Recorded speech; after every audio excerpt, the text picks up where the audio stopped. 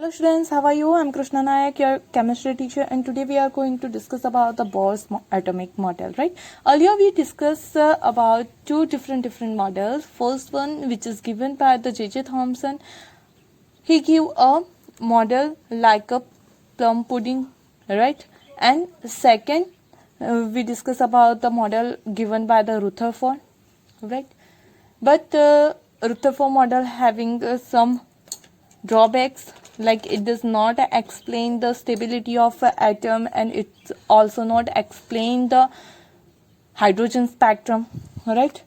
तो उसी जो रुथरफोर्ड का मॉडल था, उसके जो ड्रॉबैक्स थे, उसी में कुछ मॉडिफिकेशन करके जो नील्स बोर थे उन्होंने एक मॉडल दिया. ओके, तो उसकी बात करते हैं कि ये जो मॉडल है उन्होंने जो दिया है, कब दिया? In 1913, Niels Bohr gave one atomic model. Okay, in 1913, Niels Bohr proposed a model for the atom. और उन्होंने जो ये मॉडल दिया था, वो जो हमारी रुथरफोर्ड के ड्रॉबैक्स थे, कौन से वाले? The stability of atom, stability of atom जो रुथरफोर्ड मॉडल एक्सप्लेन नहीं कर पा रहा था, और दूसरा हमारा था हाइड्रोजन स्पेक्ट्रा. सही है, hydrogen spectra.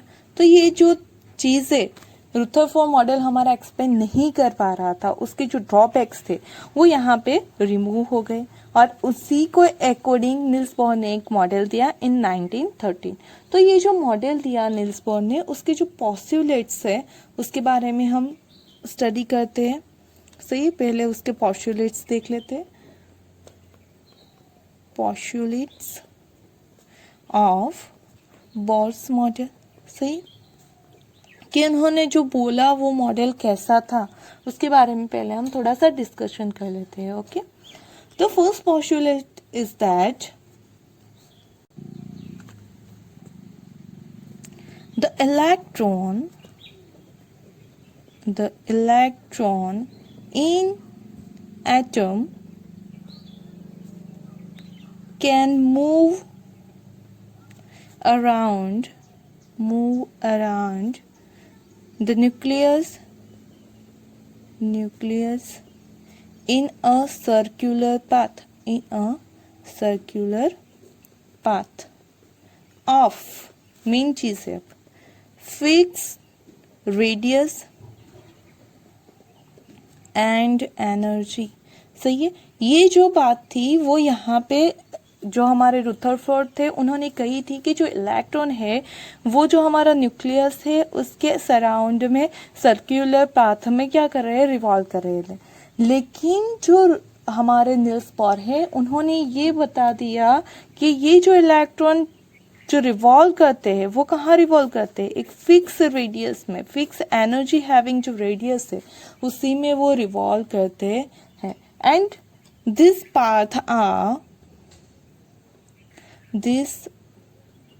paths are called orbits, or he also gave a name for this is energy states, different energy states, or we can say that the stationary states. Okay, उन्होंने क्या बोला कि जो electron है हमारे वो फिक्स एनर्जी लेवल की orbit में ही क्या करते हैं? रिवॉल्व करते हैं, पाथ में रिवॉल्व करते हैं.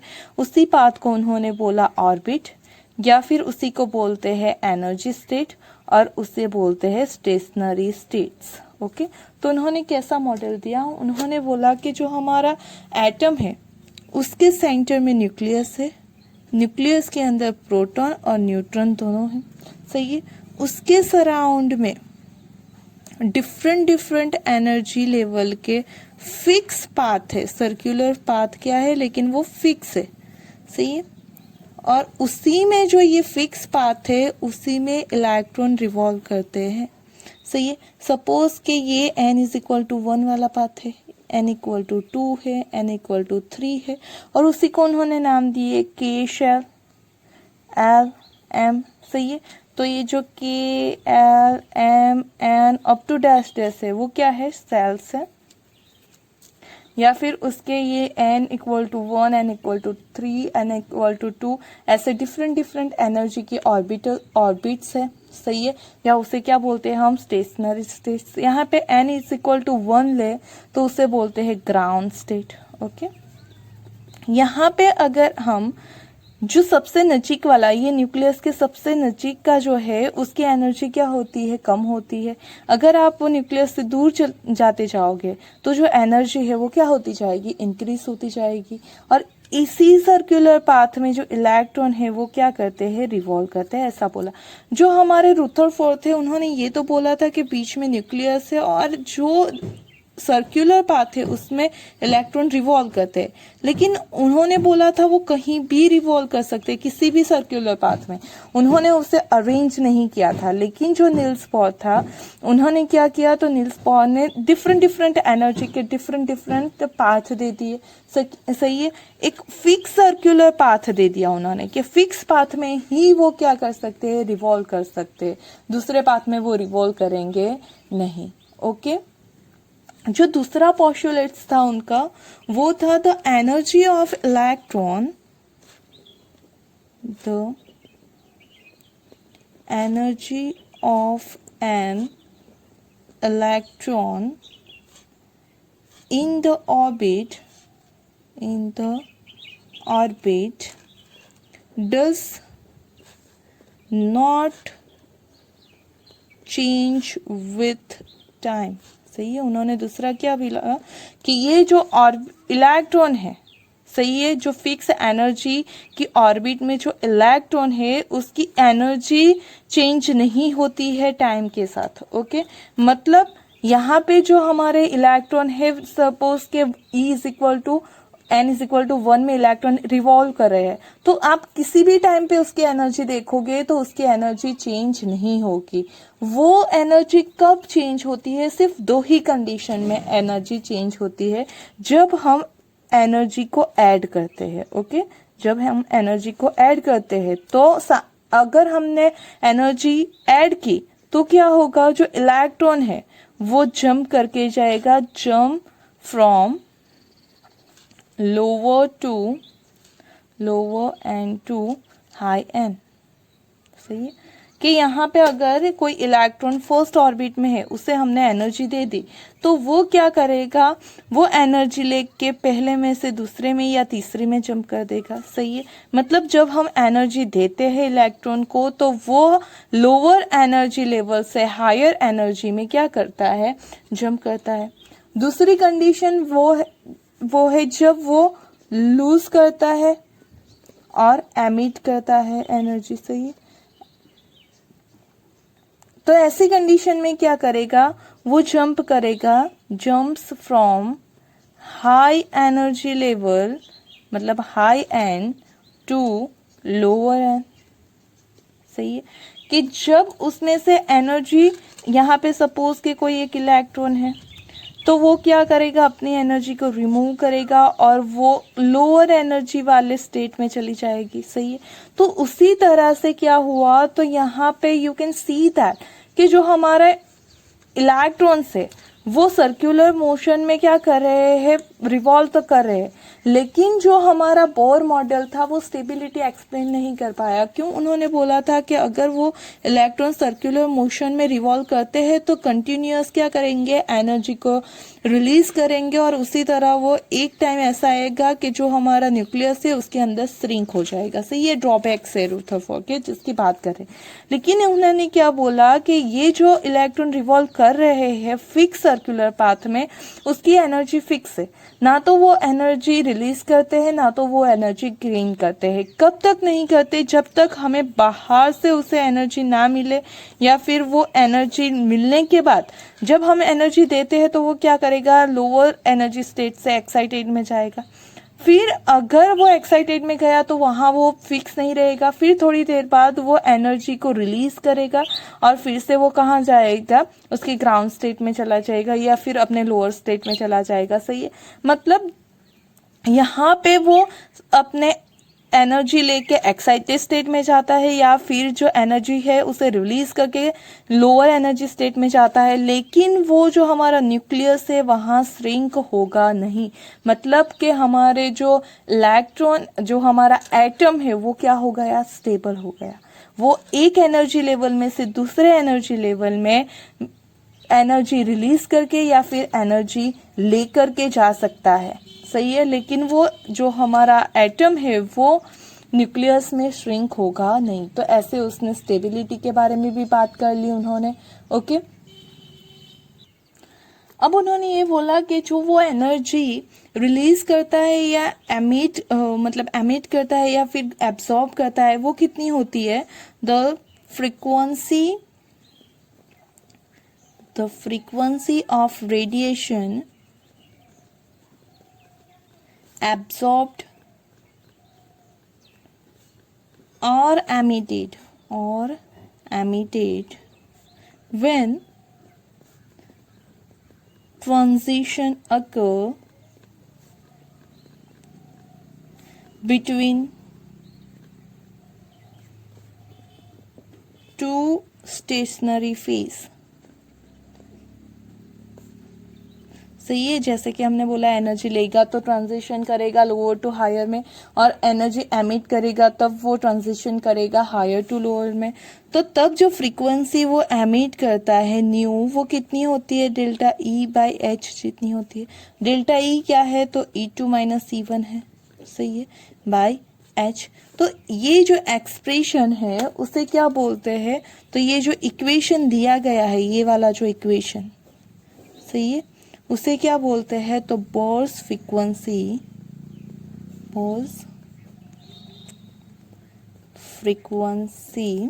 रूल बोलते हैं, ओके। तो उन्होंने क्या बोला कि जब भी इलेक्ट्रॉन हायर एनर्जी लेवल में से लोअर में जाएगा या लोअर में से एनर्जी एब्सॉर्ब करके हायर में जाएगा, तब जो फ्रीक्वेंसी वो गेन करता है या फिर एमिट करता है वो कितनी होगी, तो frequency is equal to delta E by H, जहाँ पे ये final state minus initial state और डिवाइडेड बाय एच, जो कि है हमारा Planck constant, okay. Now then he said that कि ये जो फिक्स एनर्जी लेवल के स्टेट होते हैं वो किसके अकॉर्डिंग होते हैं, तो उन्होंने बोला कि वो angular momentum, okay.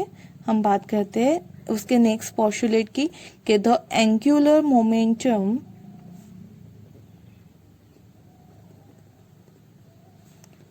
Of an electron in a given stationary phase और स्टेट, वो कितनी हो जाएगी, तो एंगुलर मोमेंटम हमारी जो है वो होती है L is equal to mvr equal to, उन्होंने बोला कि वो NH/2π जितनी होगी, और जहाँ पे जो n है वो क्या है, इंटीजर है, सही है, वो इंटीजर है, उसकी वैल्यू फ्रैक्शन में होगी नहीं। मतलब कि उन्होंने क्या बोला कि जिसकी एंगुलर मोमेंट 1h, मतलब यहाँ पे n इक्वल टू 1 रिप्लेस करोगे you will gate h/2π, 2 replace करोगे 2h/2π, 3 रिप्लेस करोगे 3h/2π। तो उन्होंने ये बोला कि वो कहीं पे भी नहीं, लेकिन जो ऐसे हमने देखा कि ये इलेक्ट्रॉन जिसकी यहाँ पे, अगर यहाँ पे इलेक्ट्रॉन क्या करा है, रिवॉल्व करा है कंटिन्यूअस, तो उसकी डायरेक्शन v होगी, सही है, सपोज के v है, ये डिस्टेंस जो रेडियस है उसकी वो r है, उसका मास e है। तो ये यहाँ पे कंटिन्यूअस क्या करेगा, रिवॉल्व करेगा, तो हर एक डायरेक्शन पे उसकी क्या होगी, जो हर एक पॉइंट पे उसकी डायरेक्शन चेंज होगी और टेंजेंट के अकॉर्डिंग हमें मिलेगी, सही है। तो ये जो वेलोसिटी के साथ वो क्या करता है, रिवॉल्व करता है, तो उसके अकॉर्डिंग हमें क्या मिलती है, उसकी angular moment. You will study that angular moment in a physics, so यहाँ पे हमें उसके बारे में डिटेल में बात नहीं करनी है, ओके।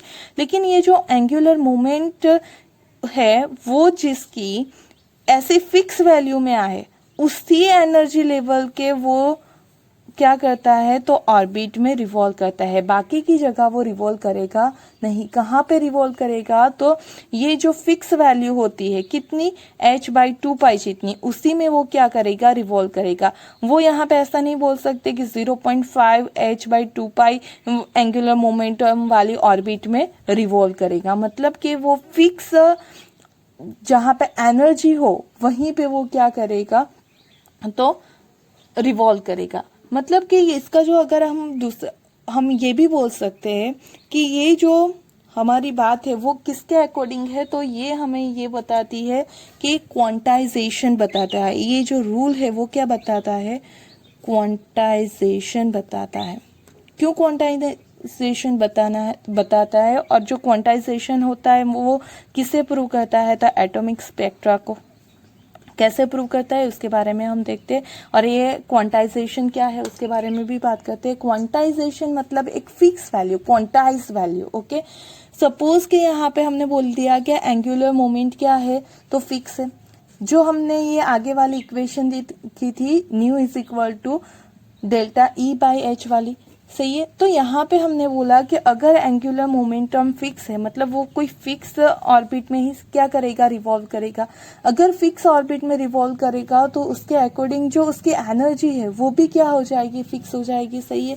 कि सपोज के E1, E2, E3, E4 अगर इसकी बात करें तो कोई फिक्स वैल्यू होगी, जो हमारे एन ऑर्बिट है उसकी जो फिक्स वैल्यू होगी वो, सही है, कोई पर्टिकुलर फिक्स वैल्यू होगी, सारी वैल्यू नहीं मिलेगी। मतलब हम ये कह सकते हैं अ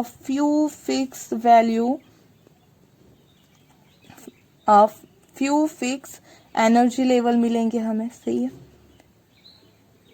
क्योंकि ये जो वैल्यू है वो पर्टिकुलर होगी, फिक्स होगी, सही है। अगर ये वैल्यू फिक्स होगी तो ये जो सब्सट्रैक्शन आपको मिल रहा है E2 - E1, सही है, उसी तरह से आपको ये भी मिल सकता है E3 - E2, सही है, E4 - E3, क्योंकि जंप वो किसी भी एनर्जी लेवल में से किसी में कर सकता है। तो इसकी वैल्यू भी क्या होगी, तो फ्यू फिक्स वैल्यू मिलेगी हमें, सही है। अगर एनर्जी लेवल ही फिक्स मिलेंगे तो उसका जो सब्सट्रैक्शन है वो भी क्या मिलेगा, हमें फिक्स मिलेगा, फिक्स वैल्यू ही कुछ मिलेगी। तो ये जो फ्रीक्वेंसी हो गई वो भी क्या होगी, फिक्स ही होगी, फ्यू फिक्स वैल्यू ही होगी। तो हम ये बोल सकते हैं कि जो न्यू है वो भी क्या होगा, ओनली फ्यू फिक्स वैल्यू होगी उसकी भी, सही है। अगर उसकी ओनली फिक्स जो वैल्यू है वो कुछ ही हो, सही है, मतलब वो क्या है तो क्वांटाइज रेडिएशन है, सही है, क्वांटाइज रेडिएशन है, ऐसा कह सकते हैं। इसीलिए जब आपने स्पेक्ट्रा देखा था तो स्पेक्ट्रा जो था हमारा स्पेक्ट्रा हमने कुछ ऐसे देखा था, वो कंटिन्यूअस नहीं था। अगर लाइन स्पेक्ट्रा की बात करो तो कुछ ही लाइन पे हमें क्या मिल रहा था, तो वहां पे कलर मिल रहा था। कुछ ही लाइन की हमें क्या मिल रहे थे, कलर्स मिल रहे थे, स्पेक्ट्रा मिल रहा था। क्यों, क्योंकि जो एनर्जी लेवल होते हैं वो फिक्स एनर्जी के लेवल होते हैं। ओके, वो कोई भी वैल्यू हो सकती नहीं है, वो इंटीजर के अकॉर्डिंग जो वैल्यू मिलेगी वही होगी, सही है। अगर ये वैल्यू फिक्स है तो उसका सब्सट्रैक्शन भी क्या हो जाएगा, फिक्स। अगर उसका सब्सट्रैक्शन फिक्स है मतलब कि जो फ्रीक्वेंसी है वो भी फिक्स हो जाएगी। मतलब वो फिक्स जो वैल्यू है रेडिएशन की उसी को क्या या तो फिर एमिट करेगा, सही, फिक्स फ्रीक्वेंसी, और फिक्स फ्रीक्वेंसी को वो या तो वो एब्जॉर्ब करेगा,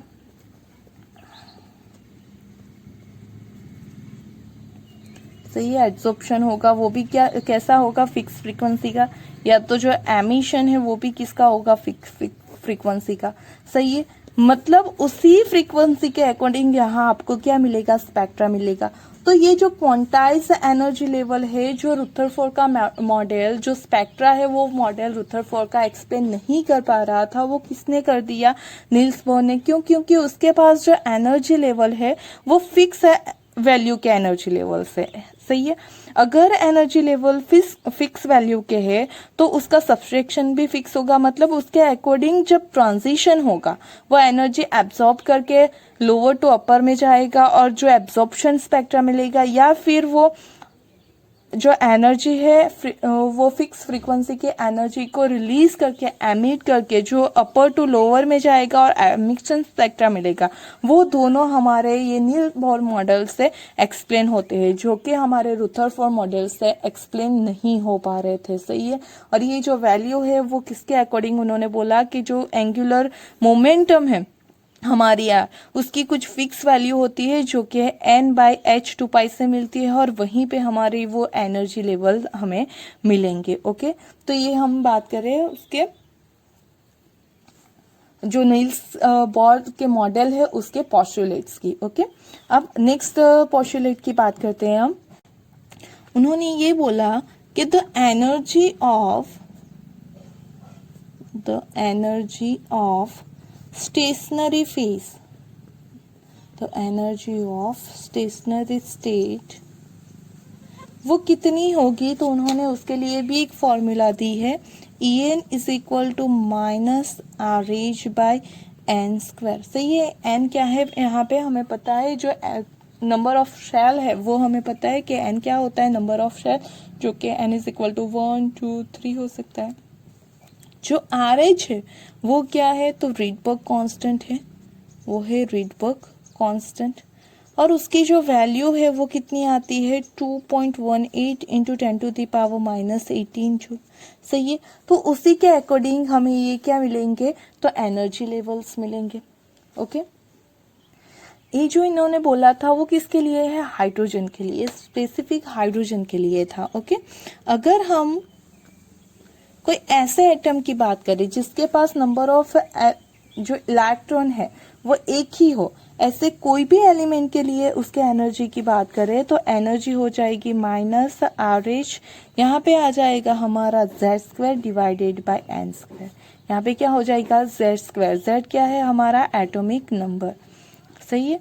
तो सपोज कि हमारे पास कोई हीलियम प्लस है, लिथियम प्लस एटम है। सही है। हमारे पास अगर ये किसके लिए है, हीलियम प्लस एटम है, या फिर लिथियम प्लस एटम है, बेरिलियम +3 एटम है, तो ऐसे जो एटम जिनके पास सिर्फ 1 इलेक्ट्रॉन प्रेजेंट है, तो ऐसे इलेक्ट्रॉन की अगर आपको एनर्जी काउंट करनी हो तो you can count by this formula En is equal to minus RH into Z²/n²। से ये पर्टिकुलर एनर्जी लेवल में उसकी एनर्जी कितनी होगी वो इस फॉर्मूला से आप डिराइव कर सकते हो। और अगर आपको हाइड्रोजन के लिए फाइंड आउट करनी है तो you know that the Z for hydrogen is 1, so you will get formula En is equal to minus RH/1/n²। ये याद रखोगे तो हाइड्रोजन की हमें स्पेसिफिक याद रखने की कोई ज़रूरत नहीं है। ओके, ये हो गई उन्होंने जो एनर्जी बोला था उसकी। उसी तरह ने उन्होंने जो रेडियाई है, जो हमारे स्टेशनरी फेज से रिलेटेड, स्टेट से रिलेटेड रेडियाई है, उसकी भी हमें जो फॉर्मूला दी थी उसके बारे में बात करते हैं। तो उन्होंने बोला था radii associated with stationery state वो हो जाएगी Rn इक्वल टू 52.9 Z(n²), और ये जो है वो किसके लिए है, पिकोमीटर के लिए है। ओके, अगर आप पिकोमीटर में वैल्यू फाइंड आउट करोगे रेडियाई की for a particular level, suppose के n is equal to 1 energy level है। सही है। जैसे हमने देखा कि डिफरेंट एनर्जी लेवल्स होते हैं, हमारा एटम हो गया इसका ये n equal to first level, n is equal to 2 level, n is equal to 3 level. तो उन सब के लिए अगर आपको एटॉमिक रेडियाई फाइंड आउट करनी है then you can find out that atomic radii by the formula 52.9/Z(n²) into picometer. सही है। तो ये हो गई हम उनके पोस्टुलेट्स। और उन्होंने ये बोला कि जो ये जो सारी चीज़ें हैं उसके रिलेटेड जो उन्होंने हाइड्रोजन का स्पेक्ट्रा था वो भी बहुत अच्छे से एक्सप्लेन किया। साथ में हमने हाइड्रोजन स्पेक्ट्रा में पढ़ा था, रीडबर्ग की जो फॉर्मूला पढ़ी थी वो भी उन्होंने इसी फॉर्मूला से डिराइव करके दी, तो हम उसके बारे में देखते हैं। ओके, ये सब जो आपने देखा वो क्या था, तो नील्स बोर का जो एटॉमिक मॉडल था उसके अकॉर्डिंग उन्होंने जो पोस्टुलेट्स दिए थे वो थे। राइट, अब हम बात करते हैं कि ये जो नील्स बोर का मॉडल है वो हाइड्रोजन के स्पेक्ट्रम को कैसे एक्सप्लेन करता है। ओके, तो हम बात करते हैं explanation of line spectrum of hydrogen के हाइड्रोजन का जो लाइन स्पेक्ट्रम हमने देखा था उसे ये नील्स बोर के जो पोस्टुलेट्स है या नील्स बोर मॉडल है वो कैसे एक्सप्लेन करता है। ओके, तो यहाँ पे हमें पता है कि the energy gap between two orbit is given by following equation। सही है, यहाँ पे जो दो एनर्जी के बीच की गैप है वो कितनी होगी, तो जो पहली वाली है माइनस दूसरी वाली। सही है, तो E2 माइनस E1 या E1 माइनस E2 आप जो भी करो।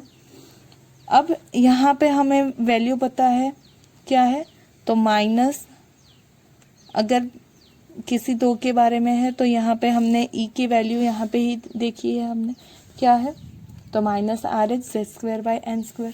सही है, या फिर हम ये बोल सकते हैं कि माइनस RH, हाइड्रोजन के लिए बात कर रहे हैं तो यहाँ पे Z की वैल्यू हो जाएगी 1, यहाँ से पे सिर्फ N आएगा, और जो N है वो क्या होगा, फाइनल वाला 2 मतलब फाइनल ले लिया हमने, F square minus RH by NI square जो कि इनिशियल है। सो ये E2 की वैल्यू, E2 मतलब हमारा क्या हो गया, फाइनल वाला स्टेट, तो फाइनल लेवल का है वो माइनस इनिशियल लेवल का जो है वो। सही, यहाँ से आप देखो तो पहले ब्रैकेट ओपन कर लेते हैं तो ये माइनस माइनस प्लस हो जाएगा, then you will get RH by NI square minus RH by NF square. सही है, यहाँ से RH कॉमन निकल आएगा जो कि रिडबर्ग कांस्टेंट है, उसकी वैल्यू हमने देखी है 2.18 इंटू 10⁻⁻18 जूल। सही है, और ये हो जाएगा 1 by NI square minus 1 by NF square. मतलब कि इसके अकॉर्डिंग हम, और ये क्या हो गया जूल, तो इसके अकॉर्डिंग हम जो हमारे कोई भी दो एनर्जी लेवल है उसके बीच की एनर्जी का गैप डिफरेंस फाइंड आउट कर सकते हैं कि हमारा कोई भी दो एनर्जी है, मतलब यहाँ से हम डायरेक्टली क्या फाइंड आउट कर सकते हैं, तो सपोज हमारा जो इलेक्ट्रॉन है वो यहाँ n इज इक्वल टू 3 के स्टेट से n इज इक्वल टू 1 में जा रहा है, तो पहले हम E2 की n इक्वल टू 3 की लिए वैल्यू फाइंड आउट करेंगे, फिर n इज इक्वल टू 1 के लिए, क्योंकि जंप कहाँ से हो रहा है, 3 to 1 में हो रहा है। ओके, तो इनिशियल हो जाएगा 3 और जो फाइनल हो जाएगा 1, तब जो एनर्जी वो रिलीज करता है वो हमें फाइंड आउट होगी, और अगर एनर्जी मिल गई तो उसके अकॉर्डिंग हम वेवलेंथ या फ्रीक्वेंसी फाइंड आउट कर सकते हैं। सही है, अगर वो जंप कर रहा है 1 to 3 में, सही है, एनर्जी को एब्जॉर्ब करके 1 to 3 में जा रहा है, तो NI हो जाएगा 1 और NF हो जाएगा 3। तो आपको ये देखना है कि जंप जो हो रहा है वो कहाँ से कहाँ हो रहा है, जहाँ से स्टार्ट कर रहा है वो जंप करना वो हो जाएगा इनिशियल हमारा, और जहाँ जिस एनर्जी लेवल तक वो जंप करता है वो हो जाएगा हमारा फाइनल। यहाँ पे वो 3 to 1 में जा रहा है, मतलब इनिशियल हो जाएगा 3 और जो फाइनल हो जाएगा 1। सही है, अब यहाँ पे अगर आप देखोगे इस फॉर्मूला में वैल्यू रिप्लेस करोगे। सही है, जो फॉर्मूला हमें मिली है कौन सी वाली, फिर से एक बार लिख लेते हैं उस फॉर्मूला को। हमें फॉर्मूला मिली है delta E is equal to RH 1 by NI square divided by 1 by NF square. अगर यहाँ पे आपको E की वैल्यू नेगेटिव मिलती है, सही है, delta E is equal to आपको क्या मिला, नेगेटिव मिला, उसका मतलब क्या होगा कि जो एनर्जी है वो क्या हो रहा है, वो एब्सॉर्ब कर रहा है। क्या करेगा, वो एब्सॉर्ब करेगा। सही है, जबकि हमारी डेल्टा E की वैल्यू क्या आई, पॉजिटिव आई, इट मीन्स कि वो क्या करेगा, एमिट करेगा। सही है, तो इसके अकॉर्डिंग हम देख रहे हैं कि एनर्जी एब्सॉर्ब करेगा तो माइनस वैल्यू आएगी उसकी, और जो अगर वो एमिट कर रहा है तो उसकी वैल्यू पॉजिटिव आएगी। ओके, तो उससे आपको अगर वैल्यू के थ्रू भी आप देख सकते हो कि ड्यूरिंग जो ट्रांजिशन हो रहा है इलेक्ट्रॉन का, तो एनर्जी एमिट हो रही है या फिर एनर्जी एब्सॉर्ब्ड हो रही है। ओके, अब इसी के साथ एसोसिएट हम फ्रीक्वेंसी की बात करें तो वो क्या हो जाएगी, हमारे पास वैल्यू है frequency is equal to delta E by H. सही है। अब डेल्टा ई तो क्या है, हमने अभी यहाँ पे लिखा है। ओके, तो डेल्टा ई की वैल्यू रिप्लेस कर देते हैं जो कि है R H into 1/ni² minus 1/nf²। Okay, चलो डिवाइडेड बाई एच। तो ये इसके अकॉर्डिंग आपको फ्रीक्वेंसी मिल सकती है। अब यहाँ पे अगर आप देखो तो हमारा जो फ्रीक्वेंसी होता है वो होता है c बाई लैम्बडा। ओके, तो R H by C ni² minus nf²। चलो, अब ये 1/लैम्बडा रख के इसे क्या ले जाते हैं हम इसके नीचे, तो R H by H C 1/ni² minus 1/nf²। चलो, जो 1/लैम्बडा है उसे क्या बोलते हैं हम, वेव नंबर भी बोलते हैं, वी बार से डिनोट करते हैं।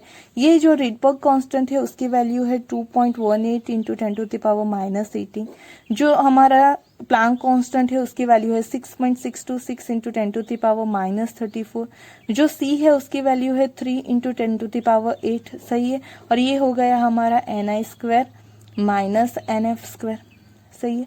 अगर आप इसे सिंप्लीफाई करोगे then you will get nu bar is equal to 1.09677 into 10⁻⁷ 1/ni² minus 1/nf²। सही है, और ये फॉर्मूला आपने आगे भी पढ़ी हुई है। कहाँ पे पढ़ी हुई है, तो ये फॉर्मूला हमने यूज की थी रिडबर्ग की, जो ये फॉर्मूला थी वही थी। सही है, हाइड्रोजन स्पेक्ट्रम में हमने पढ़ी थी कि रिडबर्ग ने बोला था कि जो हाइड्रोजन स्पेक्ट्रम फॉर्म होता है वो जो लाइंस या वेव नंबर होते हैं किसके अकॉर्डिंग होते हैं, 1.09677 इंटू 10⁻⁷ 1/ni² माइनस 1/nf² के अकॉर्डिंग। तो यही फॉर्मूला हमने किसके अकॉर्डिंग फाइंड आउट की, तो जो नील्स बोर ने जो मॉडल दिया उसी के अकॉर्डिंग जो अगर हम वेव नंबर फाइंड आउट करें तो वो रिडबर्ग की जो फॉर्मूला थी उससे सिमिलर है। मतलब हम ये बोल सकते हैं कि जो हमारा वेव नंबर है वो इस फॉर्मूला से फाइंड आउट हो सकता है, और जो हमारा नील्स बोर का एटॉमिक मॉडल है वो इस फॉर्मूला को क्या करता है, सपोर्ट करता है, इससे सिमिलर है। मतलब कि ये जो मॉडल है वो जो हाइड्रोजन स्पेक्ट्रम है उसे क्या करेंगे, तो एक्सप्लेन कर सकते हैं। ओके, तो उसी तरह से हमारे जो एब्जॉर्प्शन है, जो क्वांटा रिलीज होते हैं या फिर एब्सॉर्ब्ड होते हैं उसके वेव नंबर हम फाइंड आउट कर सकते हैं इस फॉर्मूला से। तो ये एक इम्पोर्टेंट फॉर्मूला है हमारे लिए। दूसरी ये एक इम्पोर्टेंट फॉर्मूला है हमारे लिए जो कि एनर्जी को रिप्रेजेंट करती है। Delta E is equal to R H 1/ni² minus 1/nf²। ni मतलब इनिशियल एनर्जी लेवल, एनएफ मतलब हो जाएगा हमारा फाइनल एनर्जी लेवल। सही है, अगर डेल्टा ई की वैल्यू नेगेटिव आई मतलब कि जो एनर्जी है वो एब्जॉर्ब हो रही है, और जो एनर्जी की वैल्यू आई पॉजिटिव मतलब कि एनर्जी है वो एमिट हो रही है। ओके, दूसरी जो एक फॉर्मूला है आपके लिए इम्पोर्टेंट है वो है R N equal to 52.9 n²/z। z atomic number है, n एनर्जी लेवल है, और ये जो आपको रेडियस मिलेगी वो क्या हो जाएगी, पिकोमीटर में मिलेगी। पर्टिकुलर कोई एनर्जी लेवल की रेडियस होगी, और पर्टिकुलर एनर्जी लेवल के लिए जो एनर्जी है हमारी ऑर्बिट की एनर्जी है, स्टेशनरी स्टेट की जो एनर्जी है वो रिप्रेजेंट होगी En is equal to minus R H z²/n²। Okay, z atomic number है, n क्या है तो एनर्जी लेवल है, और जो आर एच है वो रिडबर्ग कांस्टेंट है, उसकी वैल्यू होती है 2.18 इंटू 10⁻⁻18 जूल। मतलब कि यहाँ पे जो सारे रुथरफोर्ड के मॉडल में जो हमें ड्रॉबैक्स मिले थे, या फिर जो हाइड्रोजन स्पेक्ट्रा था, या फिर एटम की स्टेबिलिटी थे, इलेक्ट्रॉन के डिस्ट्रीब्यूशन था, वो सारी चीजें जो हमारा रुथरफोर्ड मॉडल एक्सप्लेन नहीं कर पा रहा था वो सारी चीजें यहाँ पे नील्स बोर मॉडल में एक्सप्लेन हो गई। ओके, तो हम जो अभी यूज करते हैं वो मॉडल कौन सा है, नील्स बोर का एटॉमिक मॉडल यूज करते हैं, जहाँ पे उन्होंने बोला कि हमारा जो फाइनल मॉडल है वो कैसा है, तो उसके बीच में प्रोटॉन है और न्यूट्रॉन है। सही है, उसे उन्होंने न्यूक्लियस बोला। और डिफरेंट डिफरेंट एनर्जी वाली फिक्स ऑर्बिट में ही क्या करते हैं, इलेक्ट्रॉन रिवॉल्व करते हैं।